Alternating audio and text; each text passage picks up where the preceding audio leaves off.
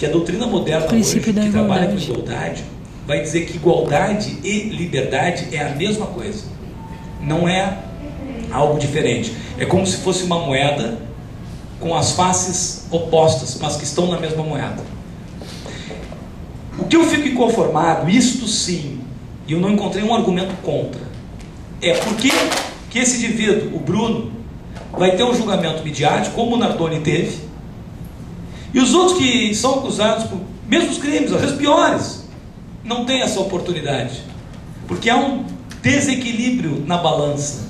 Aqui nós percebemos que há uma igualdade curiosa, uns são mais iguais que os outros. E aqui eu faço uma crítica ao Poder Judiciário, que eu não vejo do Poder Judiciário uma medida enérgica nesse sentido.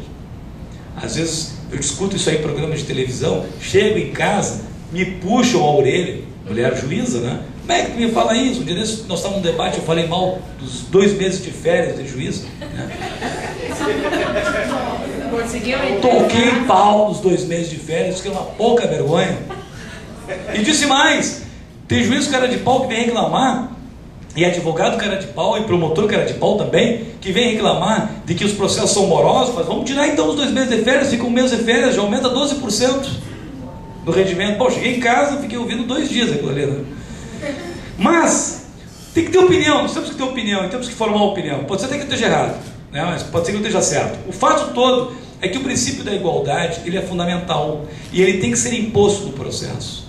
Agora, eu vi algumas medidas do juiz, e a percepção que eu tenho é que o judiciário está muito atento, mas efetivamente nós temos que cuidar, talvez utilizar alguns métodos jurídicos com uma melhor utilidade de proveito, para tentar equilibrar esta balança, que realmente uns praticam crimes piores. Eu me lembro de um caso aqui do indivíduo que tinha mais de 50 homicídios e não teve aquela repercussão draconiana que teve esses casos vinculados ao Bruno.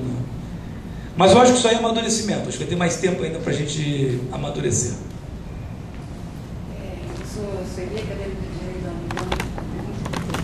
Eu gostaria de saber por quê. No caso Mércia, você vê, o empregado dele que não tem dinheiro está preso. No caso? O empregado do advogado, ele está preso. Não saiu. Mas ele até hoje, o advogado não foi preso. Não foi preso. Perdão, tu falaste o nome? José da Mércia, do advogado. Tá. Ele até hoje não colocaram ele lá dentro da cadeia. Tá. Agora cuida um dado interessante. É muito delicado, Sueli, né? Quando a gente trabalha com casos concretos e tenta utilizar a mesma fórmula. Nós temos que utilizar as mesmas leis, mas não a mesma forma decisional. E então eu não conheço esse caso. Eu me lembro, li na imprensa, até me chamou a atenção. E a sorte deste caso, a sorte dele, que tinha um goleiro Bruno. Entendeu? Agora, o que eu acho que nós temos que desenvolver é um método de universalizar o processo e não trabalhar o processo como motivo de marketing, de apropriação. O caso Nardoni, eu me lembro, os repórteres, eu falei com aquele caso da Suzana Stoff, eu falei com o promotor Tardelli, que é uma pessoa que eu quero muito bem. Ele me contou o que foi o frenesi sobre o caso desta moça também. O que me deixa preocupado é que se acaba centralizando num único processo uma questão midiática e que ofende o princípio da igualdade. Eu, se fosse processado criminalmente, eu queria ter um processo justo, sem outras provocações externas. E isso parece que às vezes ocorre de forma diferente. Parece que a mídia se torna um quarto poder e não tem como se resolver esse assunto. Eu acho que a melhor maneira seria algumas ações de cumprimento de obrigações, de afastamento de prevaricação, o que seja no âmbito funcional, até nas empresas que fazem isso, para se dar um processo justo. Mas falta muito ainda.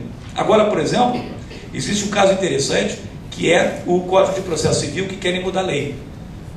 Se vocês perceberem, o que eles querem fazer não é mudar a lei. Eles querem fazer uma simbiose dentro do processo, afastando recursos, diminuindo possibilidades de manifestações, determinando algumas decisões como decisões que acabam se universalizando. Isso não é mudar o processo. Mudar o processo é mudar a forma de eu ver o processo. Ou seja, Hoje, como é que eu vejo um processo? Alguém que vai lá no fórum, distribui uma ação, vai para o juiz manda citar, o oficial de justiça vai citar a pessoa contrata o advogado, se defende, é uma burocracia imensa. Aí vocês vão dizer, professor, como é que pode ser diferente? E a questão da confiabilidade, meu Deus do céu, é só nós pegarmos hoje o sistema de compras e negócios que se faz quando se transfere dinheiro para o exterior, quando se compra em cartão de crédito. Uma compra que há 100 anos atrás levava 4, 5 dias para o produto chegar, tu consegue fazer isso em 15, 20 segundos. Por que não se utiliza esse novo mecanismo tecnológico, que é óbvio, não trabalha com a linguagem escrita e trabalha com a linguagem de imagem para o processo? Então, falta muita coisa ainda, mas pelo menos nós estamos vendo aí um esforço por parte do judicante nesse sentido. Não se pode negar. O Poder Judiciário tem se esforçado, diferentemente do Poder Legislativo e Executivo, isso é uma coisa à parte, mas o Poder Judiciário tem se esforçado muito nesse assunto.